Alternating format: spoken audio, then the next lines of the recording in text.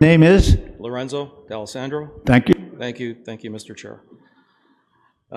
This variance process, I'll keep it within 10 minutes. The variance application process actually started as a result of us submitting a building permit, a set of drawings to the City of Kawartha Lakes Building Department, approximately back in July of 2023. And at that time, the planner, I believe, I don't recall her name, but she looked at my site survey and realized that there's a lot going on there because of the existing conditions and the constraints of the All right. I don't want you to go on about the application because the planner has asked that to be deferred. So all I want to hear is whether or not you're in favor of or opposed to the deferral.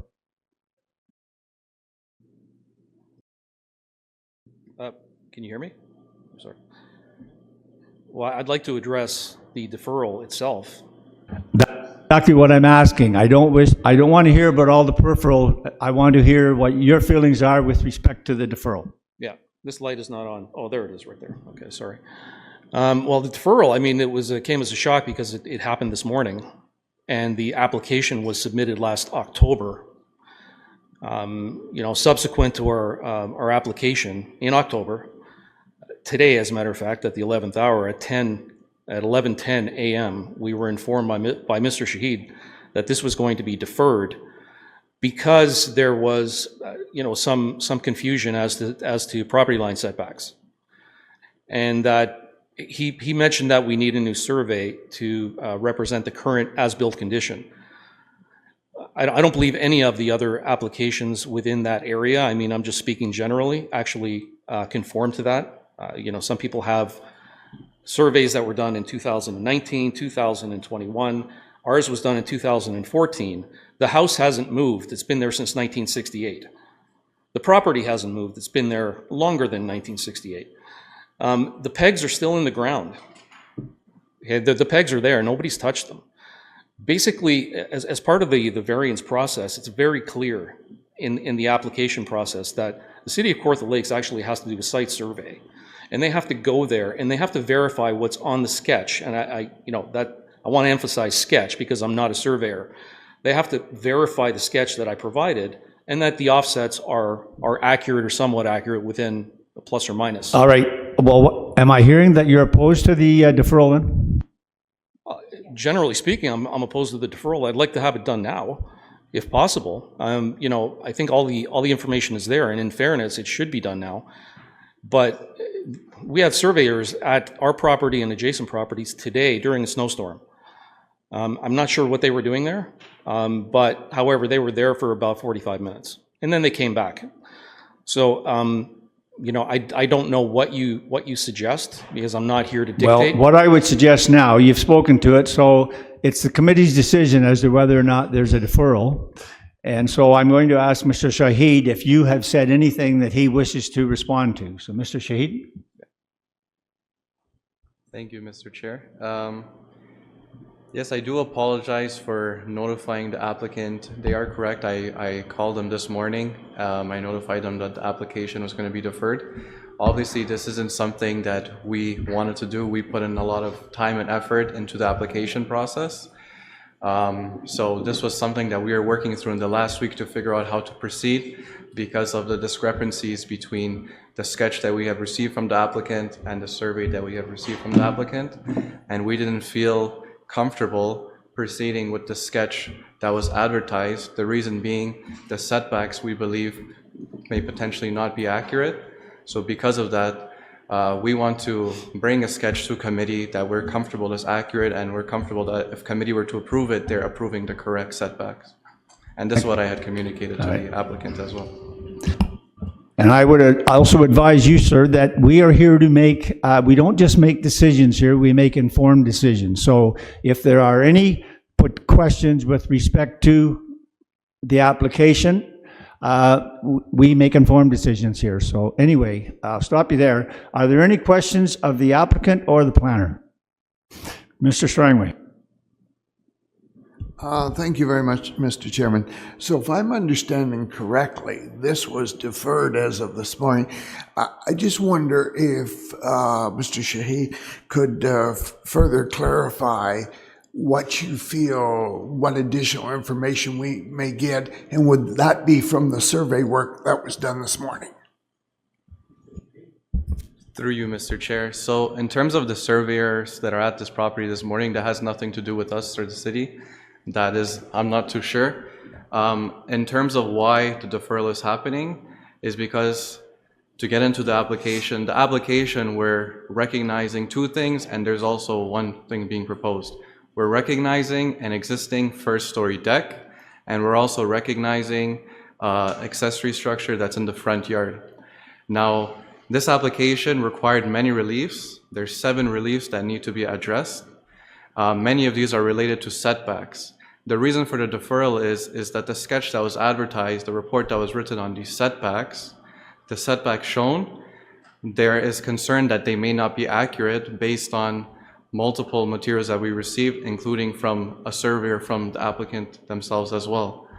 So I don't feel comfortable bringing forward an application and a sketch to today's committee, knowing that the setbacks are not accurate.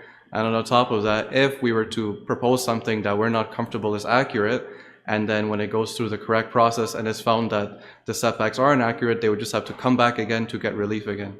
So it's better to rectify everything up front, and that's why the survey is needed. Yes, following?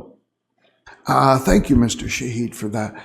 Would I be correct in saying that it would be in the owner's best interest to defer this? Through you, Mr. Chair, yes, I believe so. Thank you. Ms. Richardson, I saw your hand. My questions were similar to Mr. Strangley's. All right, we've heard from you, sir, and we've heard from the planner, so now it's up to us what we're going to do. So I'm not hearing anymore.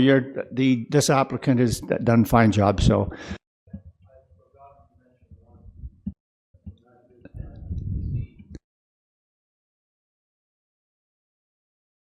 Why did it turn off? We received relief in writing from Mr. Shahid through an email for all of the variance applications on that, all of the things that we seek relief for in that variance application. So, you know, in other words, all of them have passed the test, which is 5 points, to determine whether or not it's minor in nature. They've all passed. If something is within plus or minus 3 or 4 inches, it doesn't really preclude the test that was just conducted by Mr. Shahid. All right, I think we've covered that, so I'm going to cut it off there, and thank you, sir. I appreciate it. If you turn that mic off and return to your seat, I would appreciate that. All right, are there any further questions of the planner committee? Mr. Erickson? Through the chair to the planner, would the applicant have to pay any deferral fees if it's approved? Mr. Sheet? Through you, Mr. Chair, no, there would be no deferral fees. All right, I'm going to ask for a motion. Mr. Chair, my apologies. Sorry, Director, go ahead. I'm not sure that we captured the essence of the member's question, and I apologize for the interruption.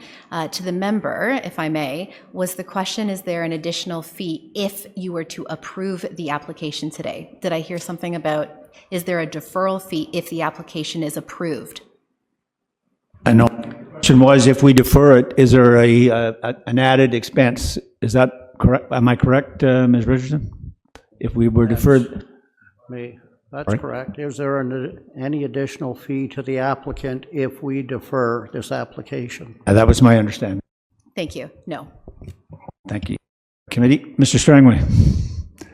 Is the motion for it to come back within 3 months? Well, I think that's what Mr. Shahid mentioned in his initial presentation. So yes, if you wish to make it for 3 months. No, I would ask that if we're going to defer it, my suggestion would be it be brought back at the next meeting. All right. Seconder for that. All right, Ms. Richards, I'll go back to the planner. Sorry, Mr. Chair, I should just clarify, I said no more than 3 months. So the maximum is 3 months, but if the work is done earlier, then we can bring it back at the next committee meeting as well. It just depends how fast everything is done. That's why I didn't want to put a set date to it. All right, well, I think you have. The date is, for our date, what's the date in March?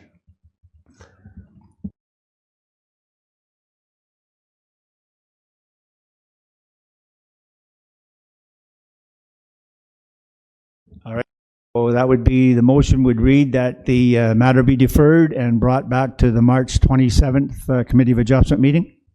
I don't like to put tight timelines, but I think in light of this gentleman's concern and the fact it was just deferred this morning, I feel in fairness to him that we want to get this back here as fast as we can. That's why I've suggested it. sir. Yeah, and I think Mr. Sheed has said that they'll do their very best to bring that back, so. Right, so I've got the only discussion on a deferral is timelines. I think we've got that in order, so I'm going to ask, are there any further comments regarding timelines? All right, all those in favor of the deferral? And that carries. So your matter is deferred, sir, until our meeting in March, 27th, I believe it was. So thank you for your time and your presentation today. All right, moving right along. We're now dealing with file number D20-2025-001, and this is 1 McKell Drive, Geographic Township of Feldman. Ms. Evans. Thank you. The subject property is designated prime agricultural and environmental protection under the City of Kawartha Lake's official plan and is zoned residential mobile home park and environmental protection exception 1 zone under the Township of Fenland zoning bylaw. The subject lot is within the residential mobile home park zone. The subject property is located within Pleasant View Park, which consists of mobile home sites, and the subject site contains a mobile home constructed in 1979, as well as a shed. The proposal is to construct an attached garage onto the side of the existing dwelling. Relief is needed from section 14.2.1.5E, which requires a minimum interior side yard setback of 3 meters on one side and 1.2 meters on the other side.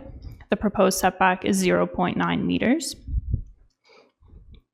These photos show the location of the proposed garage, which would be adjacent to the attached garage on the neighboring lot, so privacy issues are not anticipated.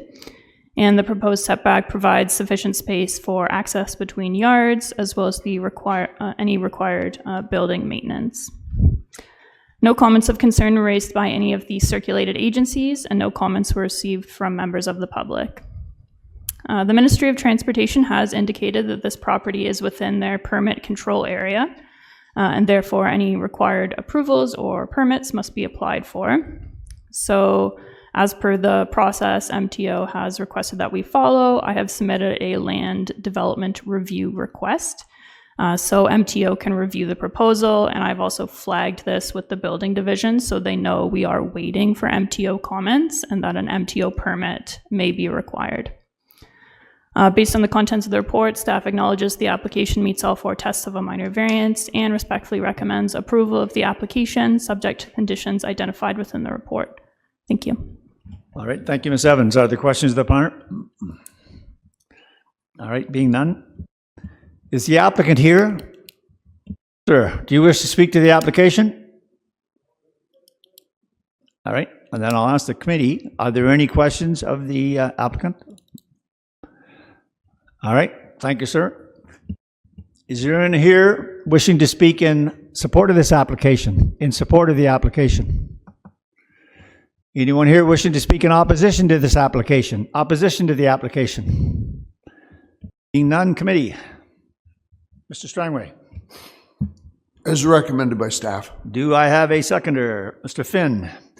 Any further comments or questions with respect to the motion on the floor? Being none, all those in favor? And that carries. Thank you. All right.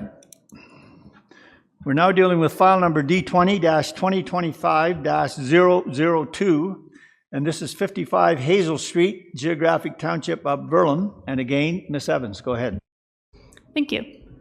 The subject property is designated waterfront under the City of Kawartha Lakes official plan and is zoned residential type 1 under the Township of Verulam zoning bylaw 6-87. The property is located in the Thurstonia area and contains a single detached dwelling constructed in 1930, a shed, and a gazebo. The purpose of the application is to recognize the existing gazebo. Relief is needed from section 8.2J of the zoning bylaw, which permits a maximum lot coverage of 33% of the lot area. The existing lot coverage is 35%. Relief is also needed from section 5.1.4B, which requires a minimum rear yard setback for accessory structures of 1.2 meters. The existing setback is 0.1 meters. The gazebo is located in the rear yard at the highest portion of the property, which provides a space for enjoying views of the water while being sheltered from the elements. The property steeply slopes from the rear yard to the front yard and contains a retaining wall. The neighborhood is characterized by smaller lot sizes, so exceeding maximum lot coverage is not uncommon. And the 3 existing buildings and structures on the subject property, as seen in these photos, exceed the maximum lot coverage by approximately 8 square meters. Adequate amenity space is maintained.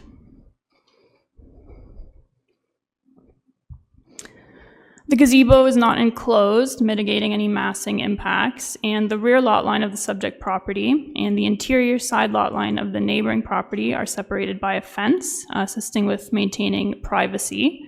As well as due to the sloping nature of the properties, only the top of the gazebo is visible from the deck of the neighboring property. No comments of concern were raised by any of the circulated agencies. Comments were received from the owner of 842 Pavilion Road, with concerns regarding the setback as well as impacts to privacy. In some cases, a platform such as this is considered landscaping and does not require a setback as it's not considered a structure, and this depends on height.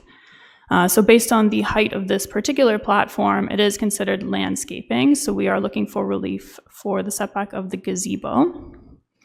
Additionally, the existing fence is entirely on 55 Hazel and is approximately 0.15 meters from the lot line, so the platform that's connected to the fence is owned by 55 Hazel and is completely contained within the boundaries of the subject property. Comments were made about the fabric curtain that hangs on the gazebo. Its purpose is to provide additional privacy between the properties. And I did speak to the property owner about it blowing over the fence, and she said the curtain was secured after that and will continue to be secured. Based on the contents of the report, staff acknowledges the application meets all 4 tests of a minor variance and respectfully recommends approval of the application subject to conditions identified within the report. Thank you. Thank you. Questions of the planner, Ms. Richardson. Through you, since this is already there, why does it require 24 months before it's finally approved?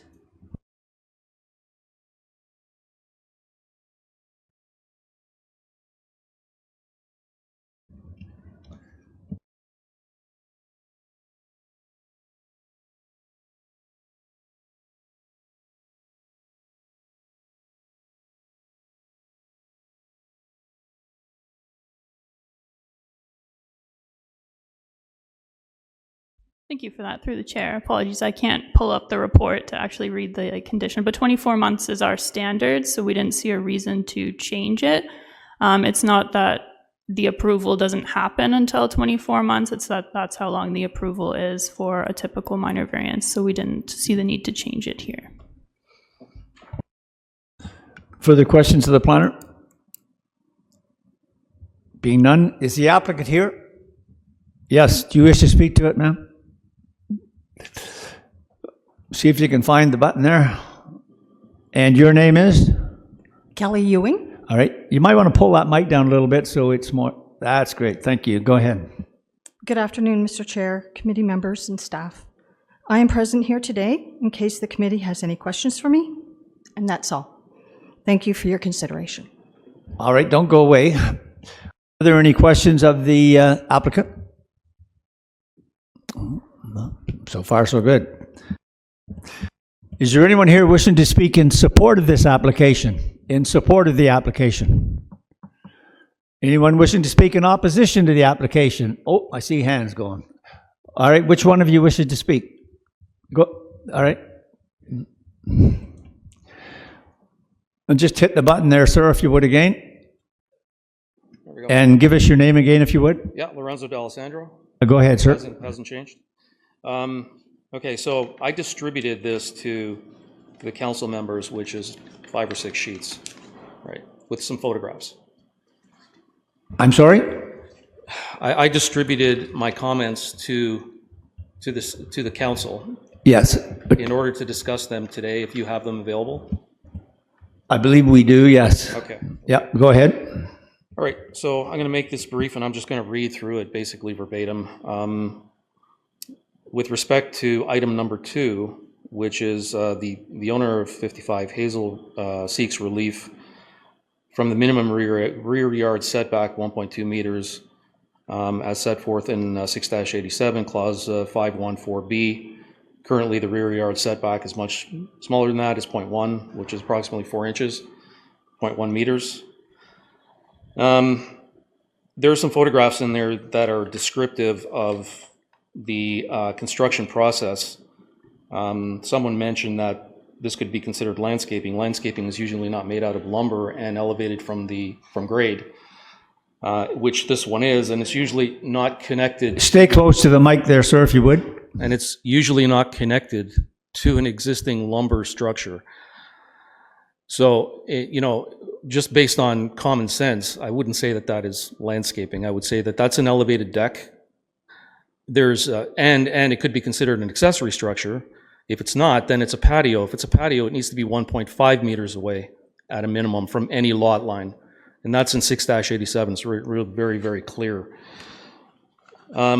So we could have an accessory structure on top of an accessory structure, which I've discussed with various people. There are photographs of the curtain blowing over, which is indicative of the location of it. The lot setback is meant there is for a reason. If you have an opportunity to meet the required setback for a new build, you do so. If you don't, then you apply for a variance prior to building it. Make sense? So the reason why the curtain is blowing over is because the eave of the gazebo, which is an accessory structure, almost aligns with the top of the fence. So I'll give you a hypothetical. If I have packed snow or a solid piece of ice that slides off that roof, that's approximately 7 feet long, it's going to make its way into 42 Pavilion. Doesn't matter where the deck is, it's going to make its way in there with, potential hazard to property and human life.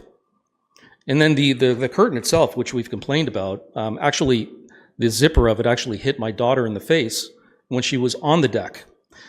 So this is it's not without, this shouldn't be taken lightly at all, because the eventuality that I've described here is something that could potentially happen and come back in a forum different than this. That's all I have to say. Don't go away, sir. Are there any questions of the applicant? Yeah, Mr. Erickson, go ahead. Chair, may I ask, how does the top of that gazebo affect your sight line? Go ahead, sir. The top of the gazebo, actually, the gazebo roof is actually elevated by approximately a foot or foot and a half above the fence line. So it's not, like the gazebo is not completely concealed. I could see the verticals, and I can also see the roof. In terms of obstructing the view of the lake, it has a catastrophic effect, as a matter of fact. We bought it without a fence, okay? And I'm not making excuses for what we bought back in 2021. We bought it without a fence, we bought it without a gazebo, and we bought it without those 7-foot cedar trees that are strategically located for, I'll put in air quotes, privacy, as if the fence didn't provide enough privacy. I won't, without getting into the background details, this is pretty indicative of somebody who wants to block somebody else's view intentionally. And so we bought it with a view. Now we have material damages because the view has been taken away. Now, it is a back lot. It's not, I understand that it's not waterfront.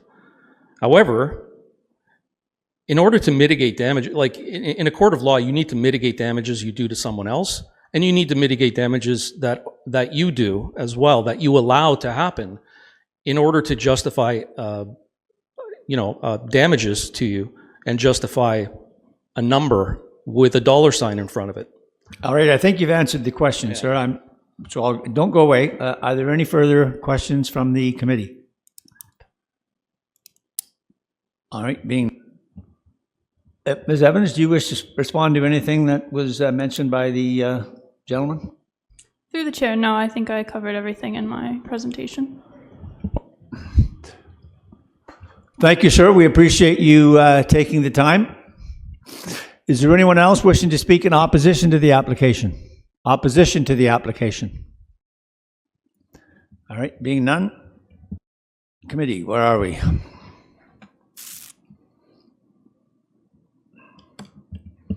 Mr. Finn. I'd move as recommended by planners. I have a seconder. Do I have a seconder? As the chair, I can second the motion, if for no other reason, just to hear it spoken to. So would you go ahead, Mr. Finn?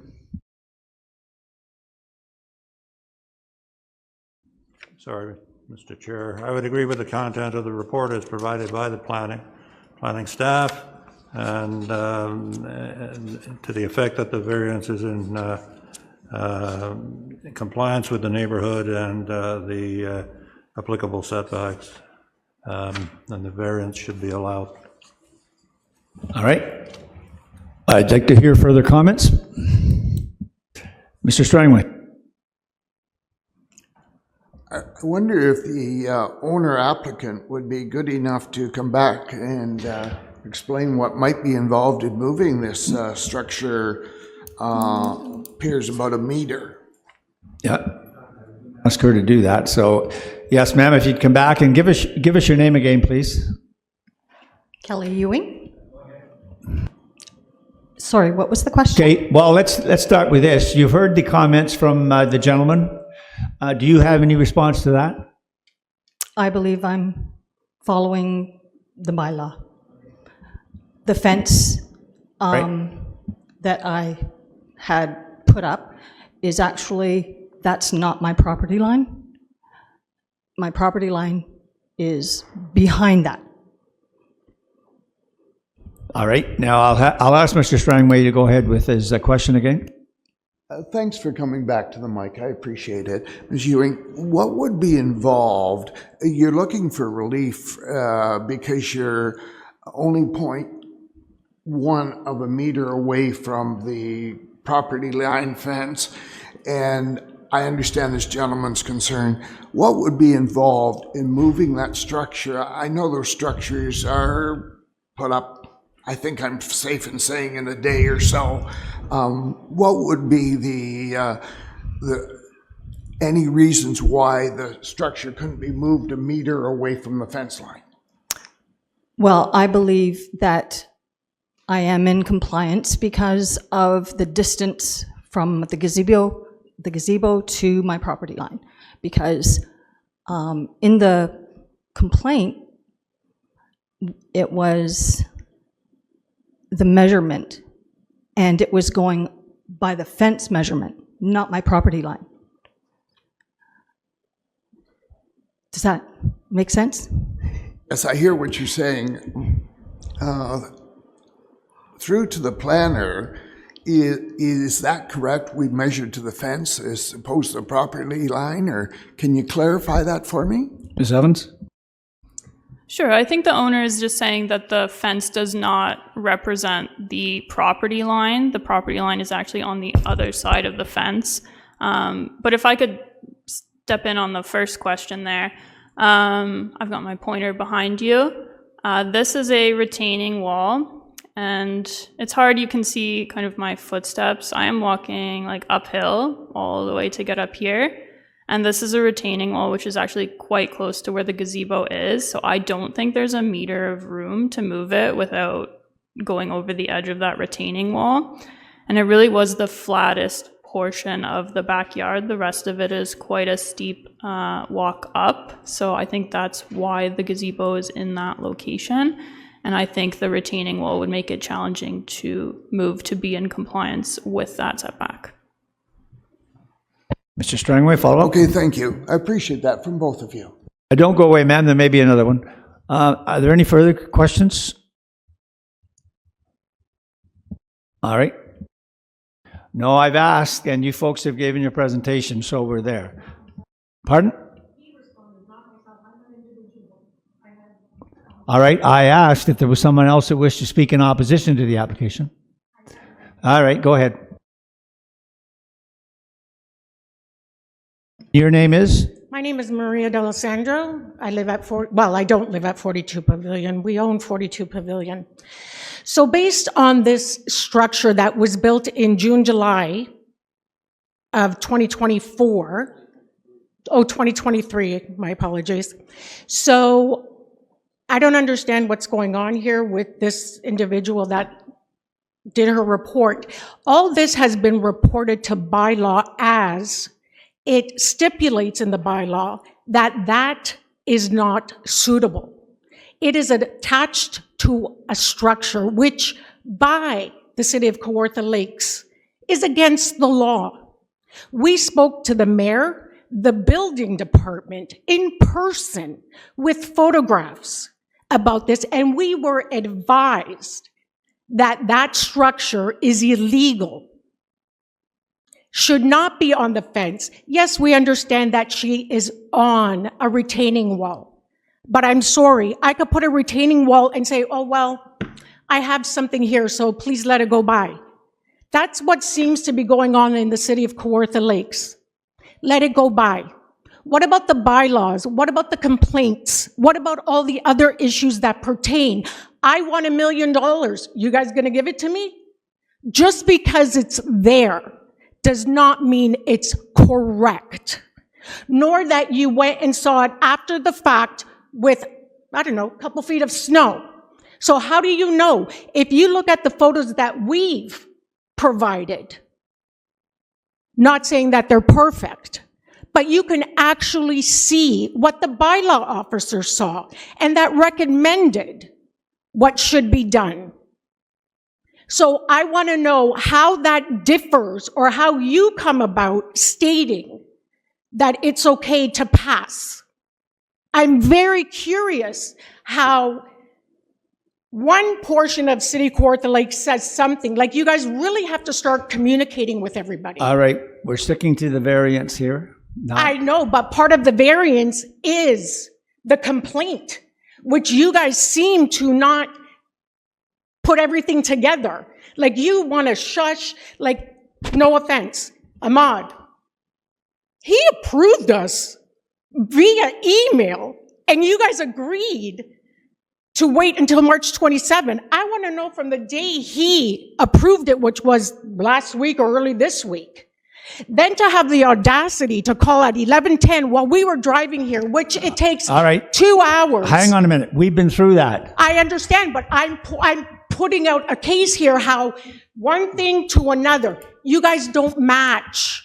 I am telling you, we've already Thank we've dealt with your application. Now, Ms. Evans, do you have any response to the Through the chair, I would just say that when something comes through either municipal law enforcement or building enforcement, this is the next step when there has been a complaint or an issue with a permit. So this is where we deem whether something that doesn't comply with the zoning bylaw meets the 4 tests of the minor variance. I didn't cut you off. You stopped. So if you had something further in...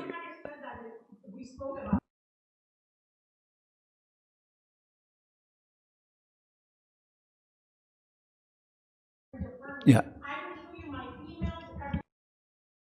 We've been through that, ma'am. So, and I appreciate you taking the time to come in. Now, we've got a motion on the floor. Are there any further comments or questions with respect to the motion on the floor? Mr. Erickson? In order to put this right, apart from expense, is there any problem with building a new retaining wall closer towards the house? Ms. Evans?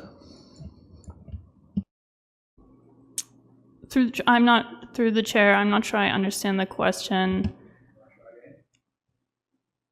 In the picture, the retaining wall that has the gazebo beyond it and on top of it, to build another retaining wall so that that structure can be moved away from the fence, is there any problem with that other than expense? Would it meet all bylaws? Ms. Evans? Through the chair, I think we would have to look at how owners that would be on the property owner. I think they would need a site alteration permit to change the grade of their property that significantly, and that would look at how that would impact other properties. My recommendation is that it meets the 4 tests as it is, but I'll let the committee discuss. Further questions, comments? Ms. Ewing, we had another lady speak to it. Do you have any comments with respect to her response? All right, thank you. All right, no further comments or questions? All right, those in favor? Mr. Erickson, all right. You're in favor? I'm in favor. Mr. Strangway? I believe the building can be, relocated. I'm opposed at this time. Ms. Richardson? I'm opposed. Mr. Erickson? I'm opposed. All right, that motion fails. Let's have another motion. You may have to help me out with the wording here. Where I'm going and, Ms. Evans, if you would listen carefully, because I'm going to be asking you. yeah, where I'm going here, I'm looking at the photograph. It shows grass between the stones and so on, and I think a little bit of carpentry work and so on, and that could be located to meet the bylaw. And so my motion would be to not approve this and to have that building move the meter so that it requires. I'm going to ask for a seconder yet. Ms. Evans, would you respond? Through the chair, I'm not a carpenter either, so I don't know if that would be physically possible or not, and I don't know if that distance would meet the bylaw, or we would be back here again for another minor variance to go through this if they were to move it. I think maybe rather than, I didn't ask for a seconder because I wanted to hear what she said. It may be more in order to defer it. I'm quite willing to do that too, to defer it and allow the owner to look into what sort of costs would be involved. I'm sensitive to the cost, but I believe, maybe I'm wrong, but I do believe that with a little bit of work, maybe we can make this a win-win situation as much as possible. All right, Ms. Evans, before I ask for a seconder, because if I get a seconder, all I can talk is timeline. So what's your response to a deferral? Through the chair, I think I'd want to know what specifically the committee is looking for the owner to do at this time to make use of the deferral. What's the purpose? What information are we looking for here? Mr. Strangway. I would like to give the owner an opportunity to look into what costs would be involved in moving that structure 1 meter towards the, away from the fence. Ms. Evans? Yes, Director.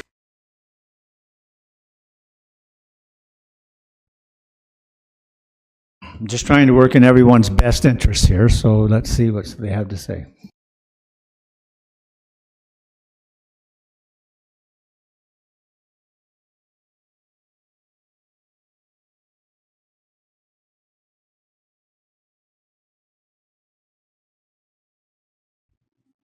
Through the chair, I don't know if they have a meter of land between that retaining wall and the fence. I don't know that. So even if we move it a meter, it might still not comply with that 1.2 meter setback. I would also say moving it farther away, when you're looking at the gazebo from the neighboring property, you would see more of it. There would be more visibility, not only down to the gazebo, but up from the gazebo to the neighboring deck. I think that's something to consider as well. Mr. Strangway, you want to stick with your deferral? I really would like to have that information and see what we can do here at, rather than just proceed at this time. All right, do I have a seconder on the deferral? Ms. Richardson, do you wish to speak to it? No. All right. I've got an actual motion on the floor now, so I'm just looking at, what are you looking at for a timeline? In light of the weather, I would say in the next 2 meetings. No, we've got a month for a meeting, so I would think either the March meeting or the April meeting. Sorry, I misspoke there. Either the March or April meeting. Well, let's say no later than the April meeting. How does that That's sound? fine. Are you content with that, Ms. Richardson? All right. Mr. Could I raise a point of, Now, really the only thing we can talk about is timeline here. well, okay. What, did it relate to time? My point was going to be, no, it doesn't just relate to timeline. It seems to me the application was defeated. What is there to defer? The motion was defeated that was on the floor. Can go back. All right. It works, yeah. All right. Are you speaking timeline? I don't want to discuss anything further than the timeline. Well, within the timeline, along with Mr. Strangway's suggestion, what about also looking at lowering the height, making that gazebo smaller? Well, we'll leave that to staff, and so, Ms. Evans, it would appear that the motion on the floor is to defer, and I think you've heard from Mr. Strangway as to what he's looking at, so perhaps we can converse with the owner and see where we go from there. And I think the motion was to bring it back no later than the April meeting of the Committee of Adjustment? All right. All right, those in favor of the deferral? And that carries. Ma'am, Ms. Ewing, your motion has been, or your application has been deferred until, come back here no later than the April meeting, and you can discuss with staff and see if there's some sort of arrangements can be made. So, all right. Thank you.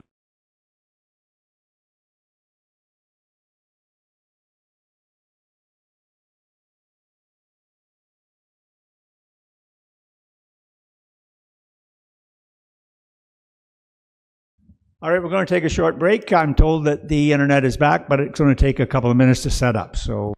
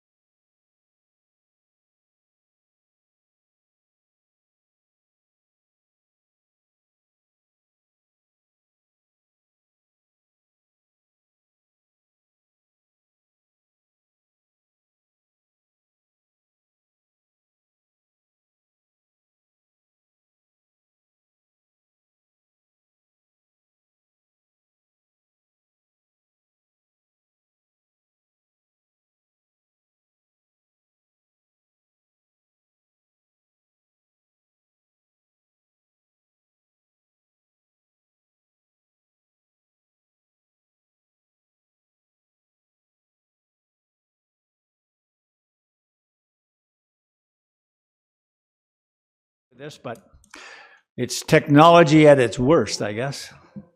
All right. Okay, we're now dealing with file number D20-2022-057, and this is 1023 Little Britain Road, Geographic Township, Mariposa. Ms. Evans, go ahead. Thank you. The property is designated Hamlet Settlement Area under the City of Kawartha Lakes official plan and is zoned Hamlet Residential Zone under the Township of Mariposa zoning bylaw 94-7. The property is located in the hamlet of Little Britain in an area that contains residential, commercial, and community facility uses. And it contains a single detached dwelling constructed in 1968, a detached garage, and 2 sheds. The purpose of the application is to recognize the existing detached garage for the purposes of obtaining a building permit. This minor variance process started in 2022, and the application was deferred in order to facilitate ongoing efforts between the property owner and Kawartha Region Conservation Authority. The owner completed the work required by KRCA, including the completion of a flood study to demonstrate that the garage would have no impacts on Mariposa Creek, and to determine the extent the grade was modified within the regulatory flood hazard. A permit has been obtained from KRCA, so the application can now be brought back to Committee of Adjustment. Relief is needed from Section 3.1.2.2, which requires a minimum rear yard setback for accessory structures of 2 meters. The existing setbacks are 1.7 meters and 1.6 meters. Section 3.1.2.2 requires a minimum side yard setback of 2 meters. The existing setback is 1.8 meters.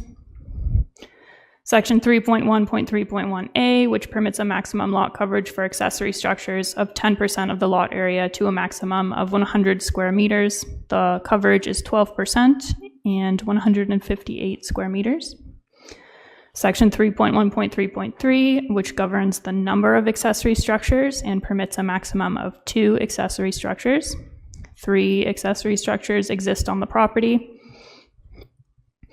Section 3.1.3.2, which permits a maximum height of 5 meters for accessory structures, and the height is 5.2 meters. Moving on to some photographs. There's a stand of mature vegetation along the rear lot line, which provides visual screening and reduces massing impacts. The garage is not used for residential purposes and abuts the rear yard of the property to the north, so privacy issues and land use conflicts are not anticipated and have not arisen. As seen on the photo on the right, the garage is adjacent to a detached accessory structure located in the rear yard of the neighboring property, so again, privacy issues not anticipated. And the 1.8 meter side yard setback is sufficient for lot drainage, and massing impacts, again, have not arisen. And there's adequate space to access the rear yard as well as to perform building maintenance. The garage is located at the rear of the subject property and is partially obstructed by the dwelling, as seen in these photos here. So the dwelling does remain visually predominant when viewing the property from Little Britain Road. The 0.2 meter increase in height does not change the residential character of the property. And for informational purposes only, the maximum height of accessory structures as per the rural zoning bylaw is 5.7 meters. The accessory structures, which are seen in these photos here, consist of the detached garage as well as 2 sheds, and they are dispersed throughout the property, so they don't appear cluttered or overbuilt. They're also minimally visible from the road, so the dwelling again remains visually predominant. No comments of concern were raised by any of the circulated agencies, and no comments were received from members of the public. Based on the contents of the report, staff acknowledges the application meets all 4 tests of a minor variance and respectfully recommends approval of the application subject to conditions identified within the report. Thank you, Ms. Evans. Questions of the planner? Being none, is the applicant here? Does the applicant wish to speak to the application? All right. Are we online for the applicant? No. No. All right. So, all right. That being the case, is there anyone here wishing to speak in support of this application, in support of the application? Anyone here wishing to speak in opposition to the application? Opposition to the application? All right. Ready. Mr. Strangway. As recommended by staff. Do I have a seconder? Mr. Erickson, any further comments or questions with respect to the motion on the floor? All those in favor? And that carries. All right.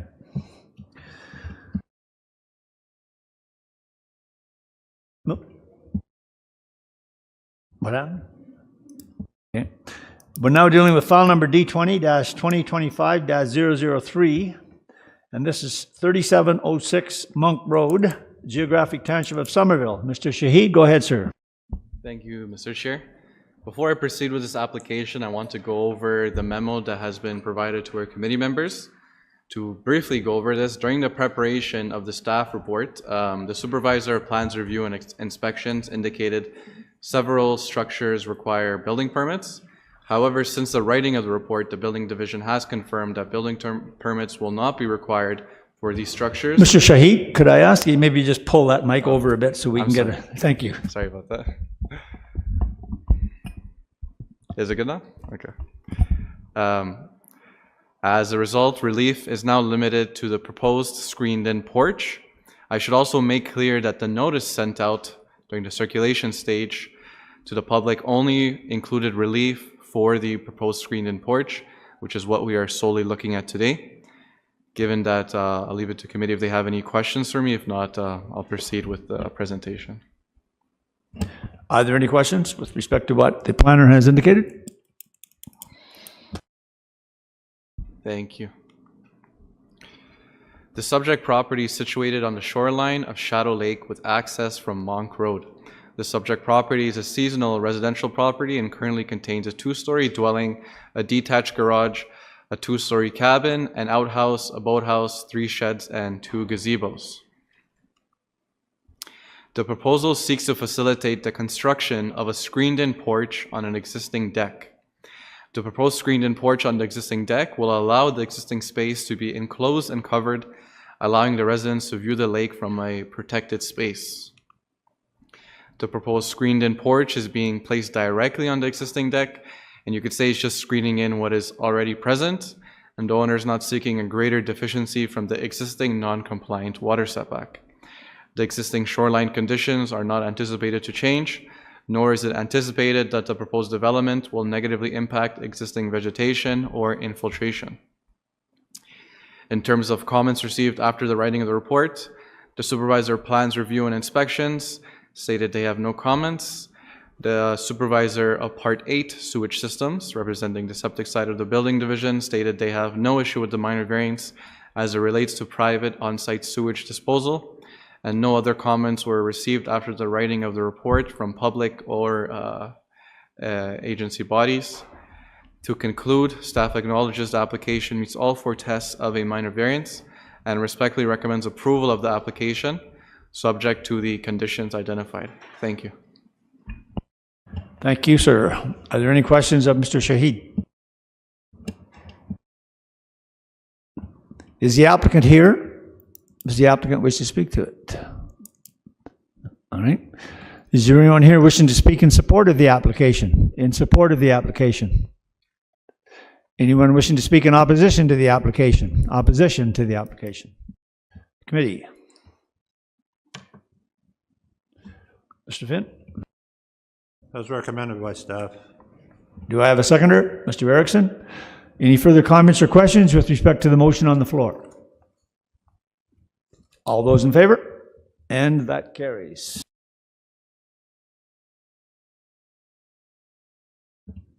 Okay, we're now dealing with file number D20-2025-004. This is 23 Fair Avenue, former town of Lindsay. Ms. Evans, go ahead. The subject property is designated urban settlement area under the City of Kawartha Lakes official plan and residential under the Lindsay secondary plan. It's zoned residential 2 under the Town of Lindsay zoning bylaw. The property contains a single detached dwelling constructed in 1900 and a detached garage. The proposal is to replace the previously existing enclosed front porch that has been recently demolished with a new unenclosed porch. Many of the dwellings on Fair Avenue have front porches, some enclosed, some unenclosed, so the proposal is in keeping with the existing built form in the area. The zoning bylaw does contain a provision which allows development to occur within the established building line, which is the average distance between buildings that predate the zoning bylaw and the street line. However, based on a desktop exercise, the average setback is approximately 6 meters. Therefore, the established building line provision does not avoid the need for a minor variance for this front porch. However, as seen in these photos, the properties directly adjacent to the subject property have porches with very similar reduced front yard setbacks, so the proposal is in keeping with the built form on the adjacent properties. The previously existing porch was a safety concern, and the new porch will be an improvement for the property owners. It will also provide shelter from the elements when entering and exiting the dwelling, and will add visual interests to the front of the dwelling. Relief is needed from section 7.2C, which requires a minimum front yard setback of 7.5 meters. The proposed setback is 4.4 meters. The previously existing front porch, as seen in the photo on the right, had a front yard setback of approximately 4.5 meters, so the new porch is only minimally encroaching beyond what previously existed. And the sidewalk and boulevard provide physical and visual separation between the porch and the traveled portion of the road, so there's no anticipated impacts on traffic, road maintenance, or sightlines. No comments of concern were raised by any of the circulated agencies, and no comments were received from members of the public. Based on the contents of the report, staff acknowledges the application meets all 4 tests of a minor variance and respectfully recommends approval of the application subject to the conditions identified within the report. Thank you, Ms. Evans. Questions of the planner? Being none, is the applicant here? Do you wish to speak to it, sir? All right. Are there any questions of the applicant? All right. Being none, is there anyone here wishing to speak in support of the application? In support of the application? Anyone wishing to speak in opposition to the application? Opposition to the application. Committee. Mr. Richardson. As recommended by staff. Do I have a seconder? Mr. Strangway. Any further comments or questions with respect to the motion on the floor? Being none, all those in favor? And that carries.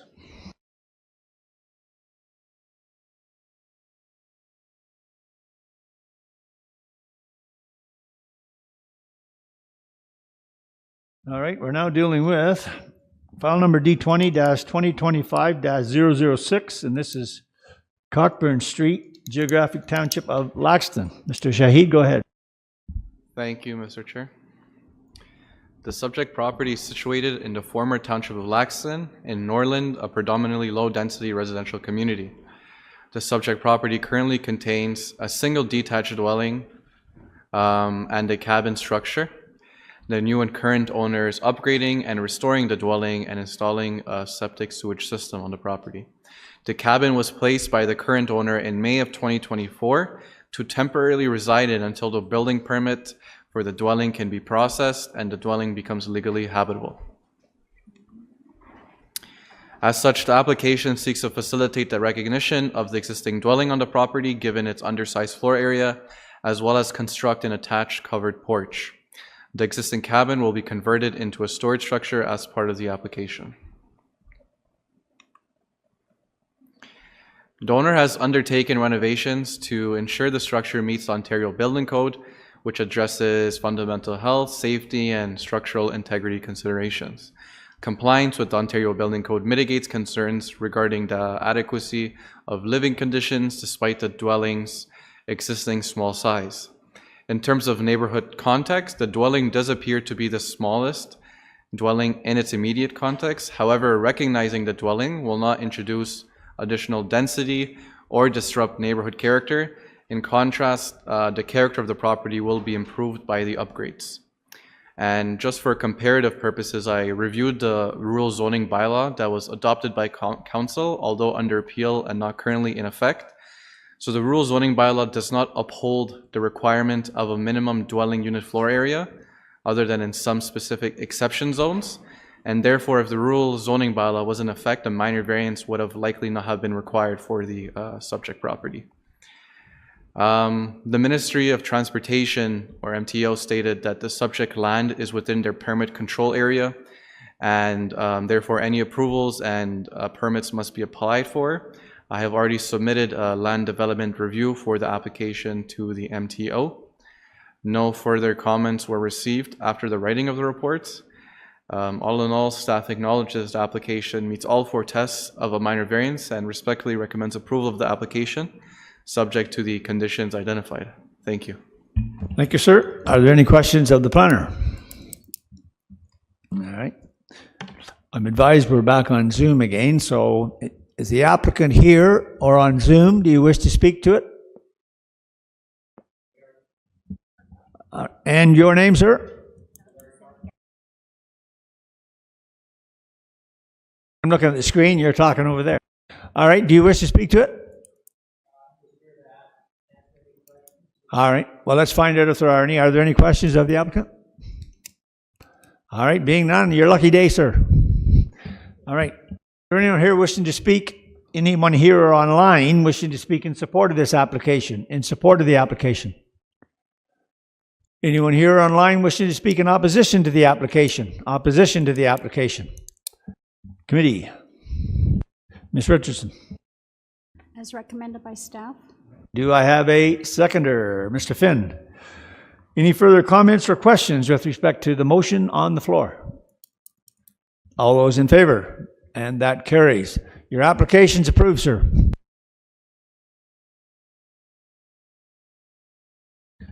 All right.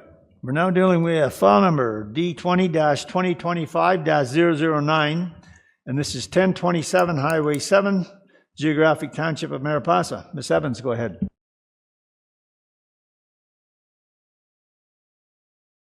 We're back on Zoom now. I know the agenda was adjusted, so we'll stick with what we got.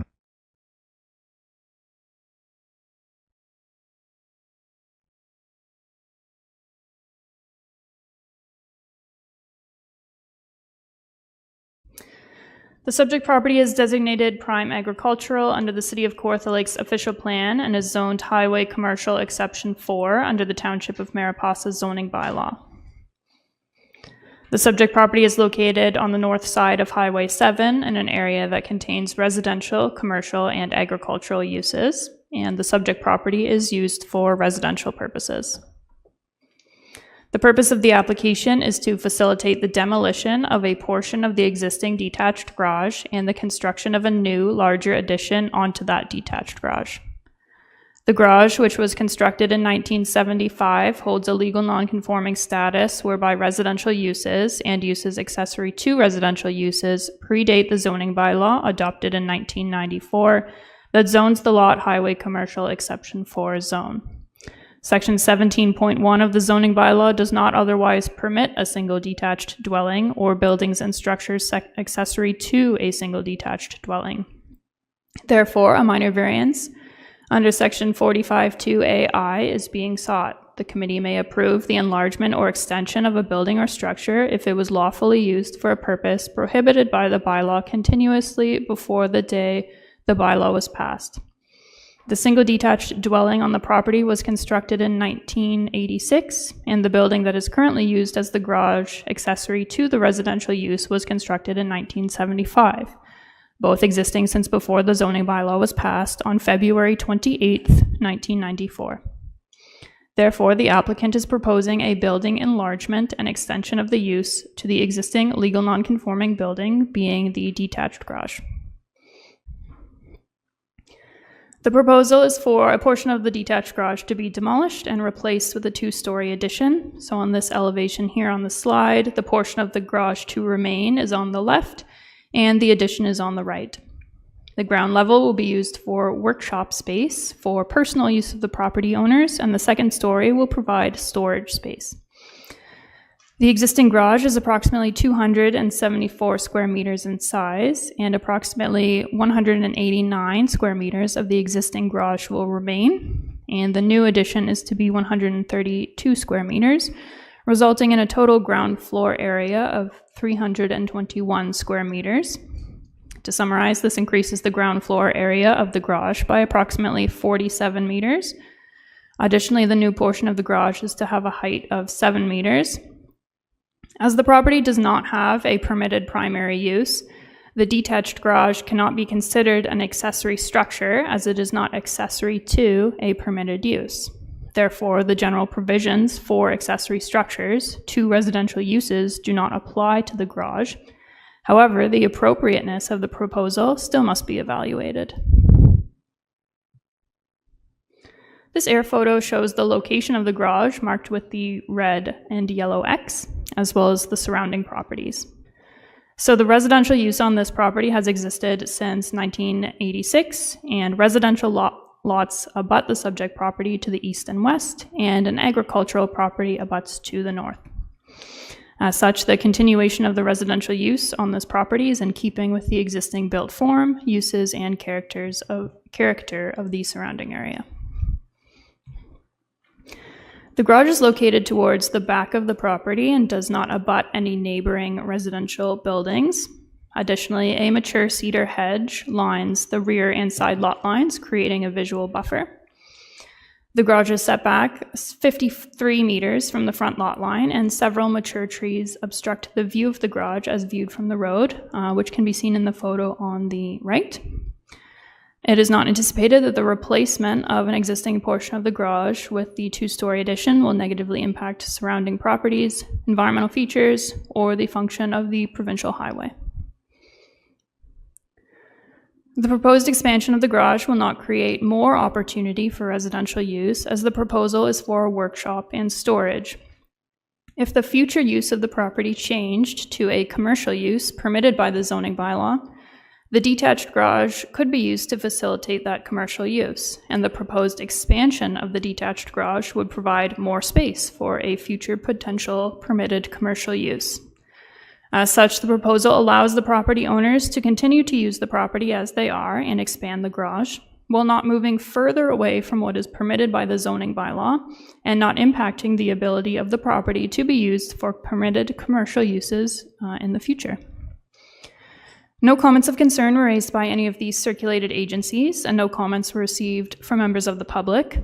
The Ministry of Transportation has indicated that the property is within their permit control area, and therefore any required approvals or permits must be applied for. And as per the MTO process, I have submitted a land development review request, so the MTO can review the proposal, and I have flagged this with the building division so they know that a MTO permit may be required and that we are waiting for comments from MTO to confirm this. Based on the content of the report, staff respectfully recommends approval of the application subject to the conditions that are identified within the report. Thank you. Thank you, Ms. Evans. Questions of the planner? Mr. Erickson? This is just for information. Through the chair, could I ask the planner, on Appendix C, the applicant's sketch, going down the right side of the drawing, septic bed to house 25 feet. Could the planner explain the other comments? Septic was closest to house. Is that 7 feet, and furthest from house 11 feet? Could the planner explain that? Ms. Evans?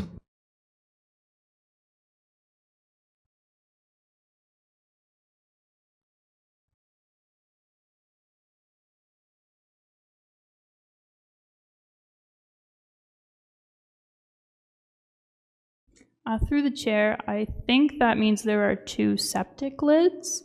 One 7 feet, one 11 feet, but the property owner who made the sketch is here if we'd like to clarify that.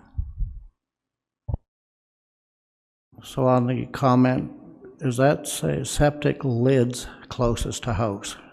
Not was, septic was closest to house. So the word is lids, not was. Ms. Evans? Through the chair, I'm reading lids, yes.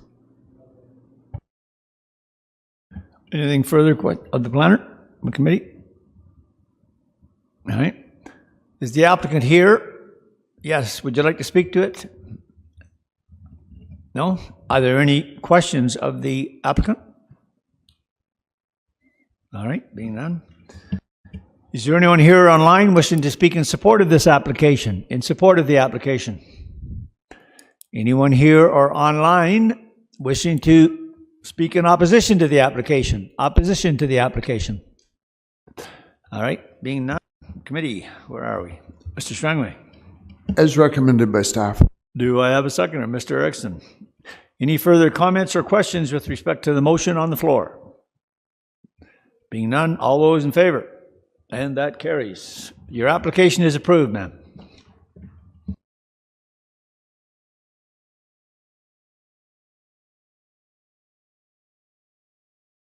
We're now dealing with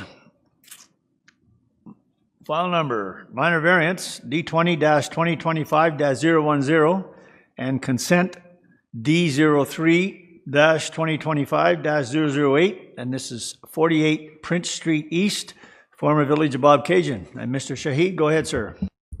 Thank you, Mr. Chair. The subject property is located in a well-established residential community with access from Prince Street East. Based on data from the Municipal Property Assessment Corporation, the area is comprised of residential buildings in the form of single detached dwellings, duplexes, and multi-unit apartment buildings. The property currently contains a single detached dwelling constructed in 1927 and 2 sheds. As part of this application, the 2 sheds will be removed as per condition number 2. The proposal seeks to create 1 new residential building lot with frontage onto Prince Street East for low-density residential uses.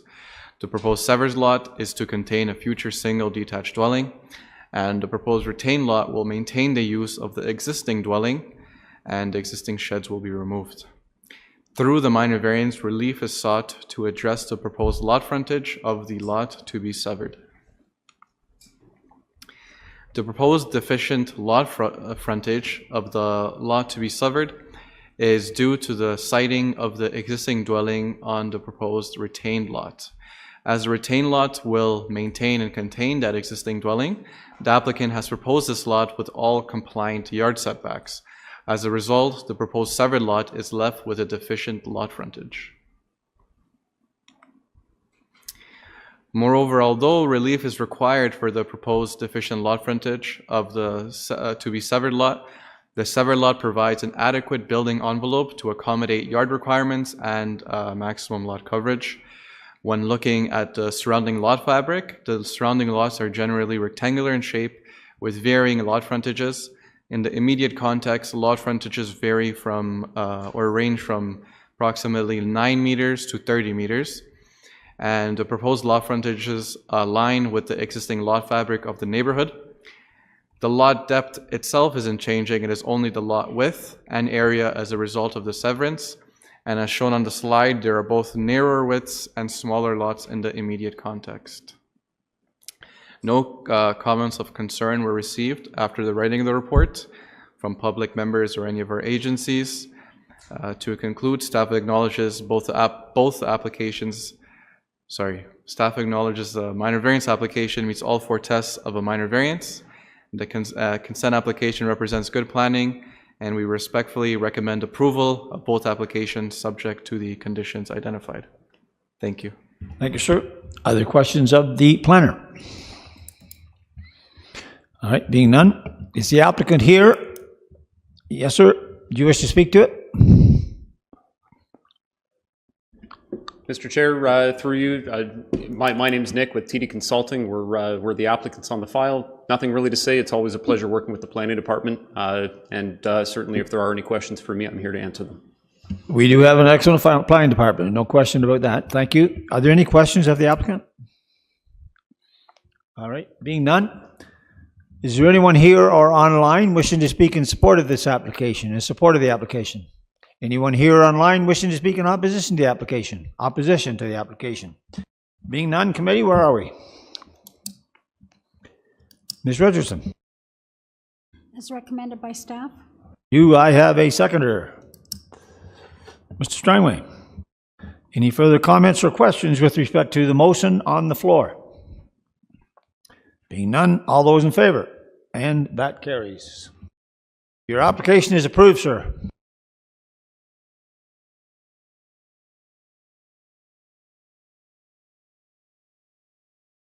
Now we're dealing with file number D20-2025-007, and this is 254 Port Hoover Road, Geographic Township of Mariposa. Mr. Shahid, go ahead, sir.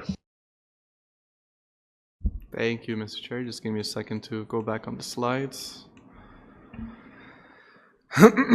The subject property is situated in the geographic township of Mariposa with shoreline onto Lake Scugog and access from Port Hoover Road. The property currently contains a two-story single detached dwelling, which was constructed in 1987 with a detached garage. The application seeks to remove all existing structures and construct a new one-story dwelling with a deck, basement walkout, and an attached garage. The proposed development does not change the use of the land and aligns with the existing low-density residential built form character of the surrounding area. The subject property is zoned the agricultural zone, or also called the A1 zone, and the Environmental Protection Exception 4 zone, or the EP4 zone, under the Township of Mariposa zoning bylaw. The proposed development is set back over 35 meters from the EP4 zone. As such, the proposed development is located wholly within the A1 zone. The need for relief from the front yard setback is to avoid being situated within lands being regulated by the Conservation Authority, as well as maintaining a distance from the environmentally significant lands. Regardless, the development is being situated approximately where the existing structures are. And although deficient in terms of front yard setback, the proposed development actually increases the front yard setback, as currently the closest point of build form right now is 7.6 meters from the front lot line. The proposed front yard setback will not interrupt or impact the travel portion of the street. Moreover, when looking at surrounding properties west of Port Hoover Road, there's no consistent front yard setbacks. And with the property being heavily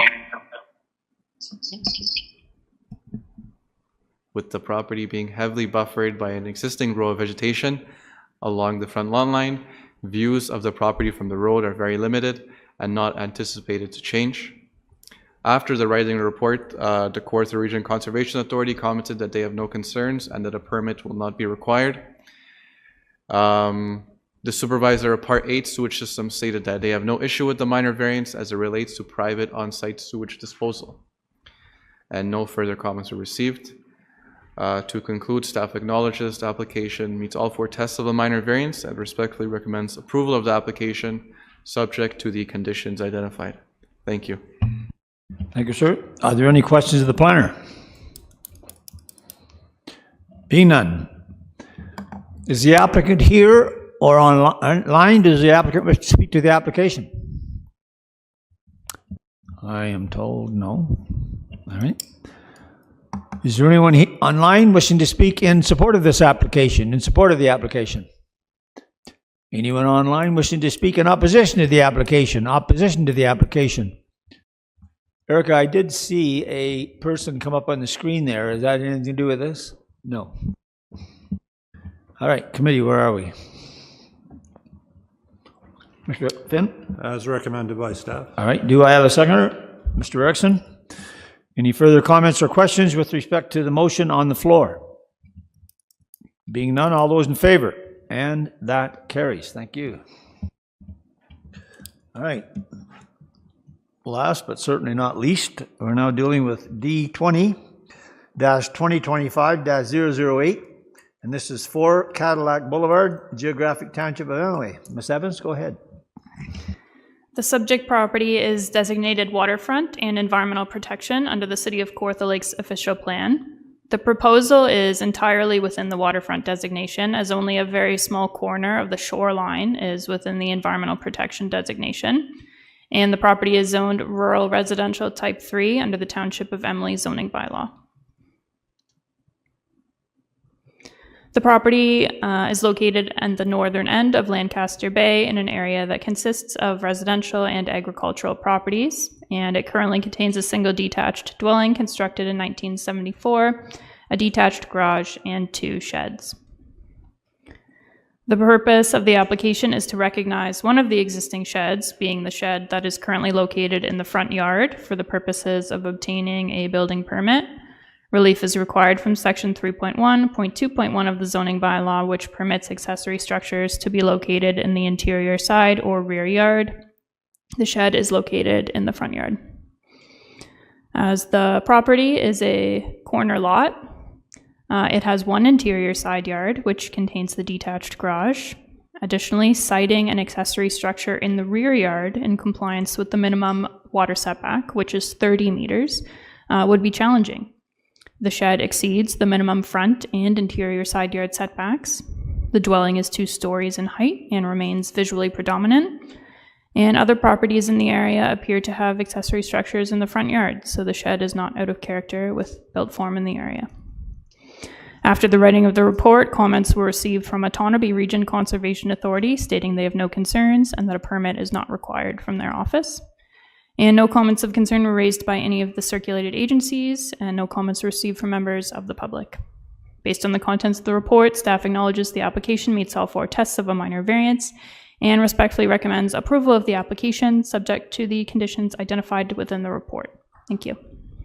Thank you, Ms. Evans. Questions of the planner? Being none, is the applicant online? Does the applicant wish to speak to the application? I'm told yes. Do I have someone online wishing to speak to the application? We don't need. I'm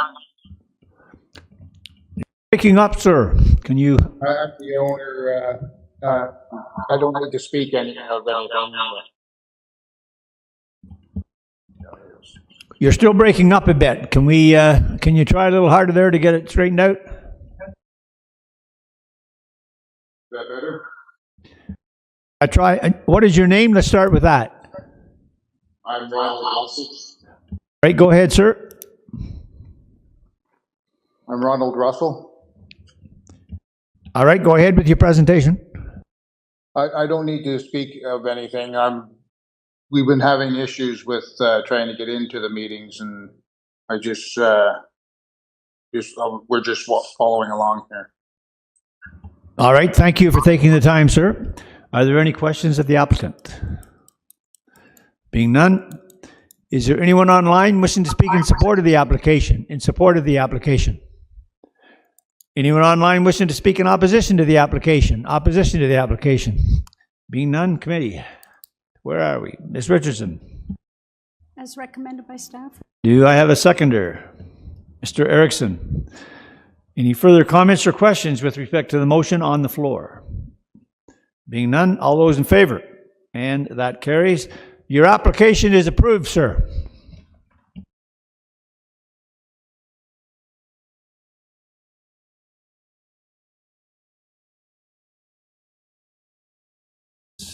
Any question or any comments from staff regarding other business? I guess the only thing I would ask of staff is, we had some glitches there today. Were you content with the way it proceeded? Director? Thanks, Mr. Chair. We are. It was an all-hands-on-deck situation. There was staff in multiple divisions, near and far, who were all contributing in real time to finding solutions and double-checking legislation and other requirements to ensure the meeting went as smoothly as possible. So we are pleased with how things carried on, and we thank everybody for all of their support. And I thank you and your staff for the help, because it was a bit of a, I'm not sure what I'd call it, but it was tumultuous at times. Anything under other business from committee members? All right.